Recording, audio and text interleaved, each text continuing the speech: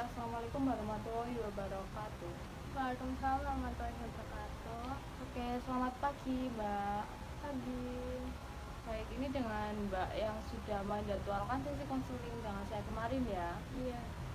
Baik, sebelumnya saya izin memperkenalkan diri terlebih dahulu. Perkenalkan, nama saya Diva Febriana Santoso. Saya biasa dipanggilnya Febri. Mungkin Mbaknya boleh manggil saya Bu atau Kak, terserah ya. Mungkin Iya. Kak juga boleh biar kita lebih akrab lagi gitu ya, mengingat ini juga kayaknya kita seumuran. Lalu karena saya sudah memperkenalkan diri saya, mungkin boleh dari Mbaknya memperkenalkan diri. Oke, baik. Nama saya Armelia Umama. Saya dari Politeknik Negeri Malang dan sekarang semester 6 dan saya dari jurusan Teknik Sipil. Sudah semester 6, berarti sudah Iya, semester akhir ya Mbak udah ya? semester akhir. Lalu kesibukannya apa Mbak sebagai mahasiswa semester akhir?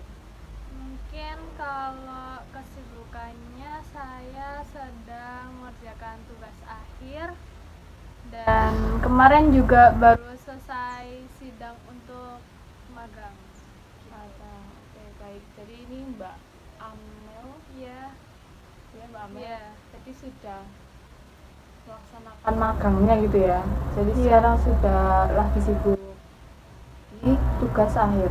Iya, di tugas akhir. Tugas akhir. Oke, baik. Apakah sebelum kesini tadi Mbak Amel ada kegiatan? Kebetulan lagi free karena juga kesibukan saya juga ngerjain tugas akhir aja. Jadi waktunya fleksibel. Oke, baik. Jadi kesibukannya Mbak Amel cuma ngerjain tugas akhirnya aja akhir gitu ya. aja. Selain itu apakah tidak ada kegiatan lagi? Karena saya kan orangnya juga suka mencari-cari kesibukan, kebetulan saya juga ada jogi tugas gitu. Oh, buka Baru jogi aja tugas. buka jogi tugas. Oke, baik. Jadi memanfaatkan ya Mbak Amel ya? Memanfaatkan waktu luang. Oke, baik. Gimana nih Mbak Amel kabarnya hari-hari ini? Mungkin agak cukup stres karena pusing juga ngerjain tugas akhir dan tapi dibawa enjoy aja. Masih tetap dibawa enjoy ya Mbak ya? Iya. Semoga masih tetap enjoy ya sampai nanti Mbak Amel Sampai akhir. Iya. Oke, baik. Apakah Mbak Amel sebelumnya datang ke sini tuh atas kemauan Mbak Amel atau ada dorongan dari orang lain? Mungkin dari diri saya sendiri aja. Dari diri sendiri ya Mbak Iya. Amel ya. Oke, baik. Lalu Mbak Amel apakah pernah melaksanakan sesi konseling seperti ini? Belum pernah. Belum pernah ya. Oke, baik. Di sini saya izin menjelaskan ya Mbak Amel. Jadi sesi konseling kita pada pagi hari ini akan berjalan selama 30 menit ke depan, 25 sampai 30 menit ke depan. Apakah dari Mbak Amel berkenan? Iya, berkenan. Oke, baik. Lalu Mbak Amel juga tidak perlu khawatir untuk asas kerahasiaannya karena segala yang Mbak Amel ingin ceritakan di sini tidak akan kemana-mana, pastinya akan berhenti sampai di kita saja, seperti itu ya Mbak Amel. Lalu Mbak Amel juga bisa secara terbuka untuk mengungkapkan segala hal yang ingin Mbak Amel katakan nantinya kepada saya, tidak perlu khawatir akan bocor kemana-mana juga, seperti itu ya Mbak Amel. Baik, dari Mbak Amel, apakah posisi hidupnya sudah nyaman? Sudah. Oke, baik. Lalu saya juga izin mencatat ya Mbak Amel untuk evaluasi kedepannya gitu selama sesi konseling kita nanti sampai nanti berakhir, seperti itu ya Mbak Amel. Apakah dari Mbak Amel bisa dipahami? Bisa. Oke, baik. Jika dirasa posisi duduknya sudah nyaman, Mbak Amel boleh langsung menceritakan permasalahannya Mbak Amel. Oke, mungkin permasalahannya di awal-awal dari mencari tempat magang kali ya. Di situ tuh kayak saya pusing banget karena kalau kita mau cari tempat magang itu kita harus ada relasi, sedangkan saya juga nol, dari orang tua saya juga belum ada kayak keterkaitan dengan jurusan saya teknik sipil itu, jadi saya bingung harus cari kemana.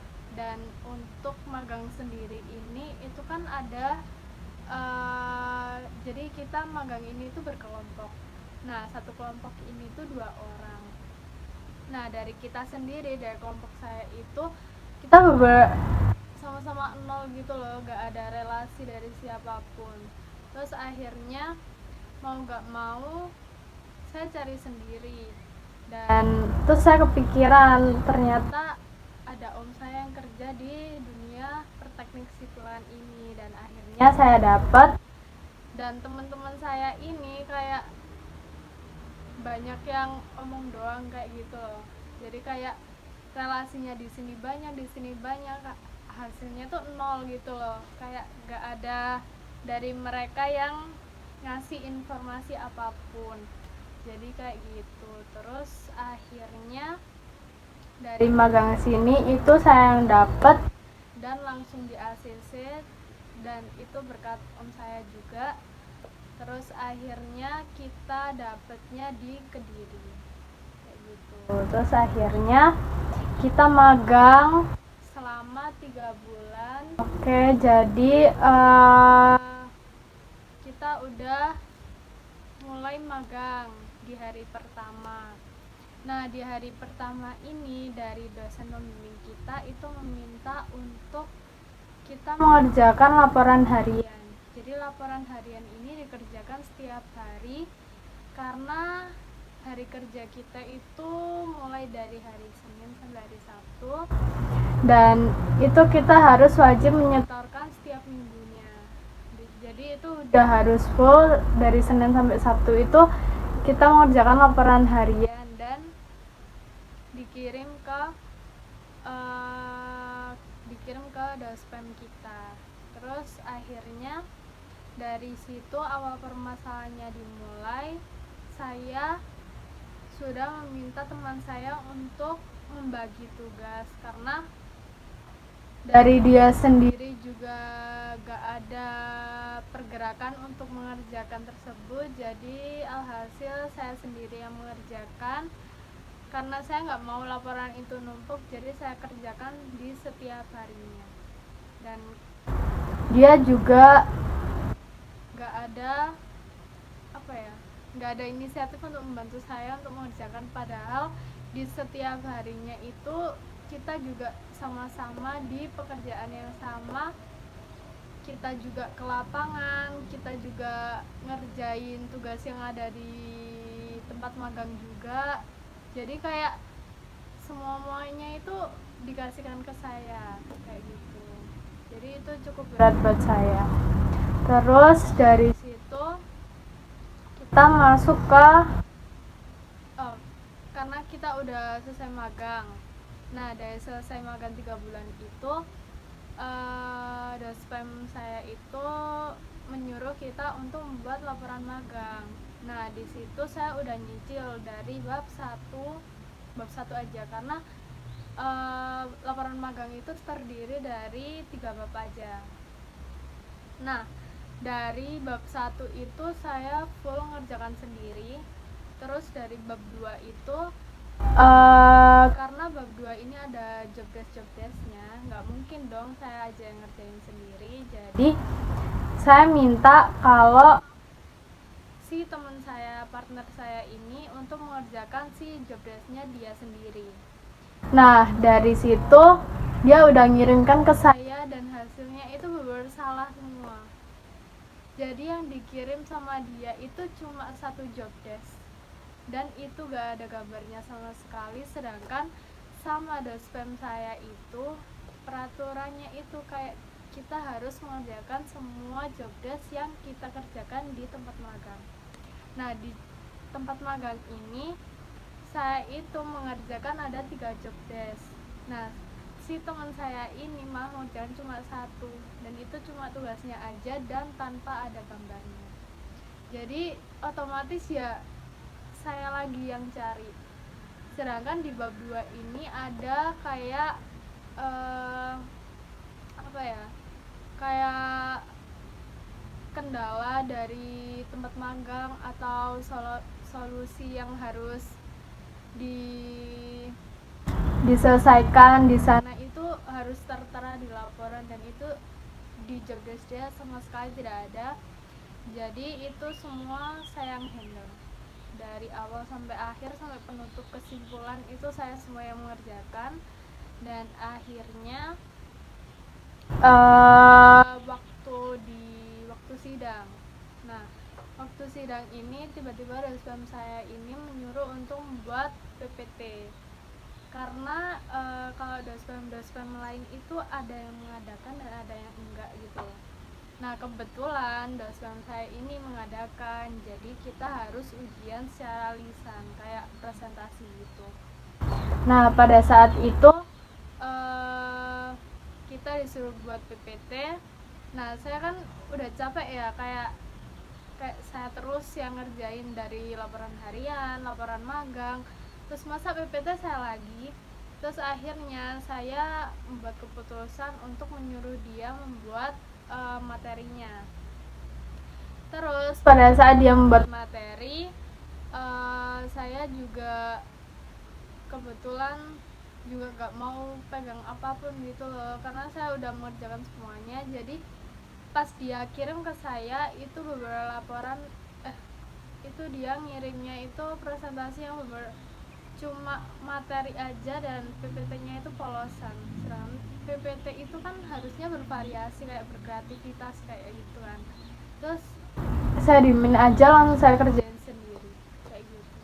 Jadi semua dari awal sampai akhir saya ngerjain, dan setiap dia berkontribusi itu pekerjaannya selalu salah kayak gitu.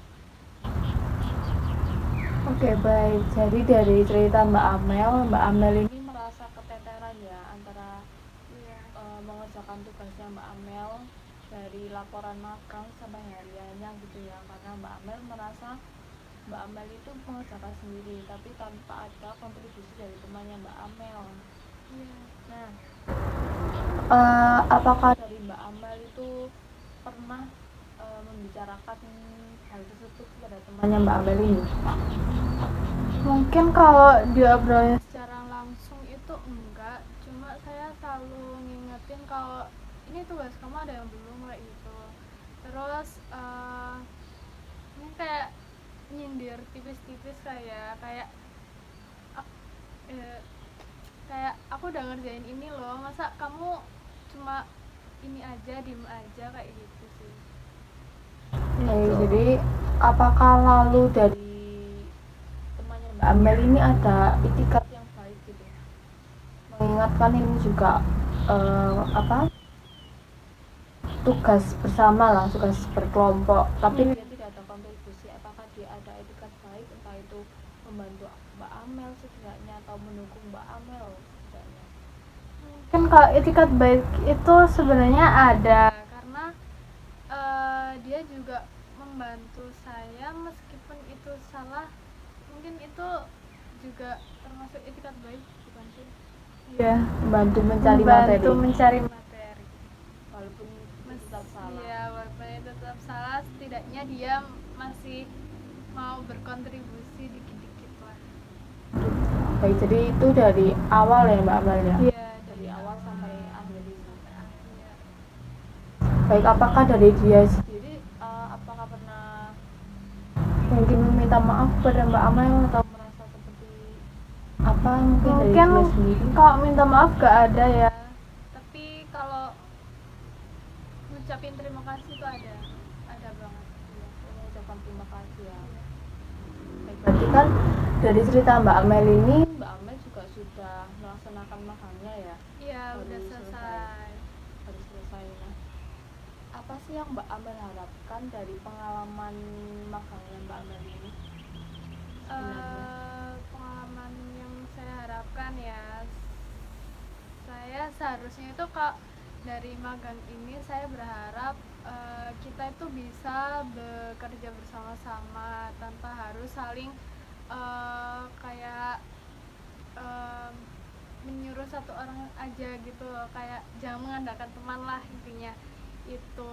Terus soalnya kan ini berkelompok, jadi ini tuh kerja tim dan kita harus mengerjakannya bersama-sama biar kita kompak dan nggak ada kayak omongan-omongan di belakang kayak gitu sih. Lebih kayak gitu sih. Nah, kalau dari harapan untuk temannya Mbak Amel, Kalau dari teman saya itu mungkin dia bisa lebih peka terhadap sekitar, karena kalau dia kurang peka juga kasihan temannya juga ya. Terus saling tolong menolong aja sih menurut saya. jadi harapannya Mbak Amel pastinya juga untuk mengembangkan skill ya Mbak Amel ya, Iya. menambah relasi, lalu Mbak Amel juga ingin temannya Mbak Amel ini lebih peka lagi terhadap lingkungannya lah, lingkungan sekitar Iya. Mbak Amel. Nah, apakah dari Mbak Amel sendiri, bagaimana sih Mbak Amel itu berkontribusi dalam kelompoknya Mbak Amel? Menurut saya kalau dalam kelompok saya ini saya terlalu berkontribusi malahan. Jadi kan semua dari awal sampai akhir juga saya ngerjain, jadi kontribusi saya sangat besar di situ. Jadi kontribusi Mbak Amel juga sudah lebih dari cukup. Iya, sangat lebih. Iya. Jika Mbak Amel bisa mengubah satu hal dalam situasi seperti ini, apa sih yang Mbak Amel ingin ubah? Dari situasi seperti ini mungkin saya bisa lebih berani untuk ngomong apa yang saya rasakan, biar semua nggak ada yang ngeganjel dan bisa semuanya itu clear gitu, kayak gitu. Oke, baik. Dari Mbak Amel sendiri nih, apa yang Mbak Amel lakukan ketika Mbak Amel itu mengetahui bahwa Mbak Amel ini mengerjakan tugasnya itu sendiri? Karena saya orangnya juga cukup cuek ya, jadi lebih ke diem aja dan fokus ke ngerjain tugas aja sih, kayak gitu. Jadi Mbak Amel lebih memilih untuk diam. Iya, milih untuk diam aja. Dari proses Mbak Amel mengerjakan, apakah ada faktor-faktor yang menghambat Mbak Amel?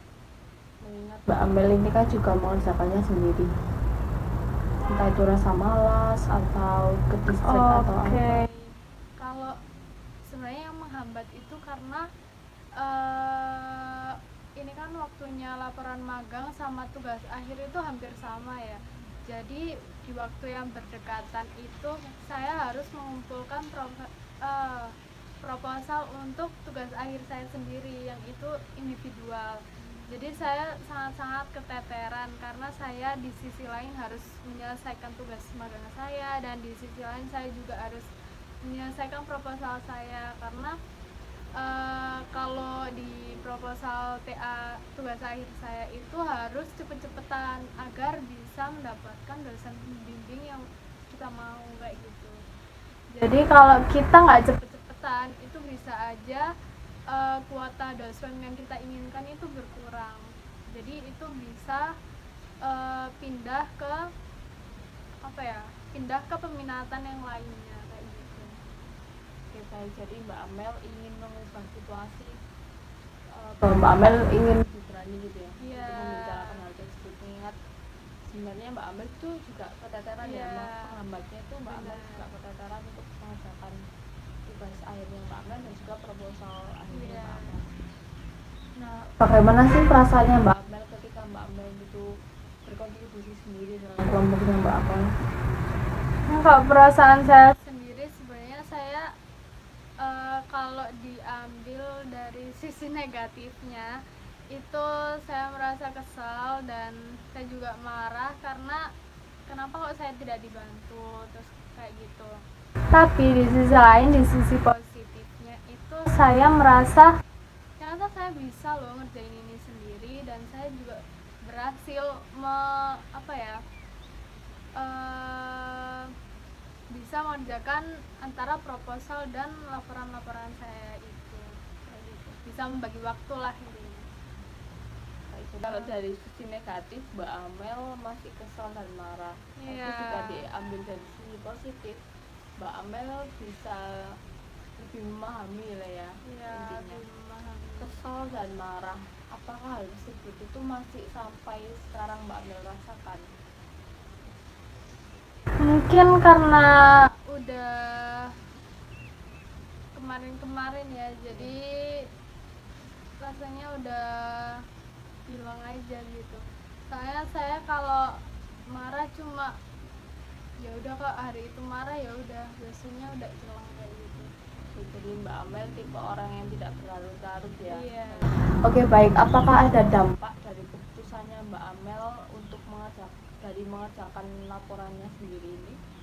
Oke, mungkin kalau dari dampaknya sendiri saya itu jadi kurang kurang tidur ya, karena saya juga mengerjakan ini tuh dari habis magang sampai malam kayak gitu. Jadi lebih ke kurang tidur aja sih. Kayak gitu. Jadi berdampak pada Mbak Amel itu sampai Mbak Amel kurang tidur Iya. ya, karena mengebut tugasnya Mbak Amel gitu. Iya.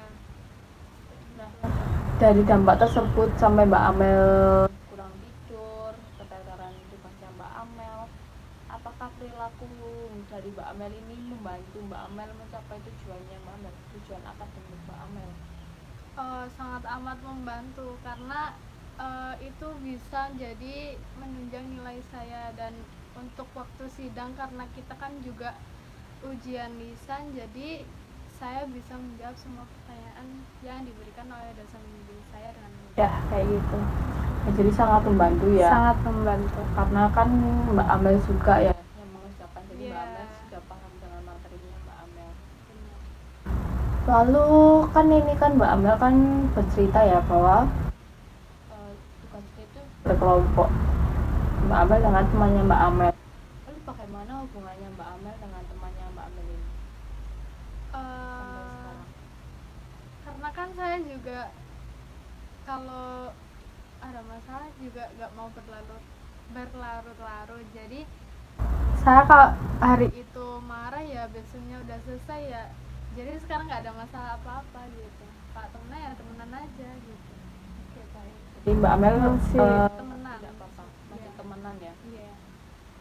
Baik Mbak Amel, bagaimana Mbak Amel itu berkomunikasi dengan anggota kelompoknya Mbak Amel ini untuk mendiskusikan pembagian tugasnya?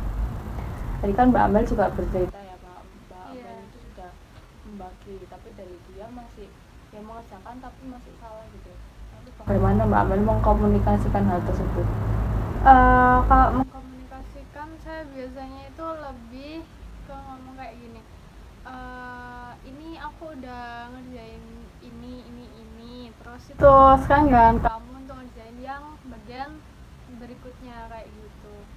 Terus kalau dia udah ngerjain ya udah saya terima, tapi kalaupun salah ya saya juga yang benerin kayak gitu. Jadi kalau itu salah saya nggak bilang ke dia, lebih ke saya yang langsung ngerjain itu langsung. Ya, jadi Mbak Amel lebih merasa sukan gitu ya untuk. Oke, baik.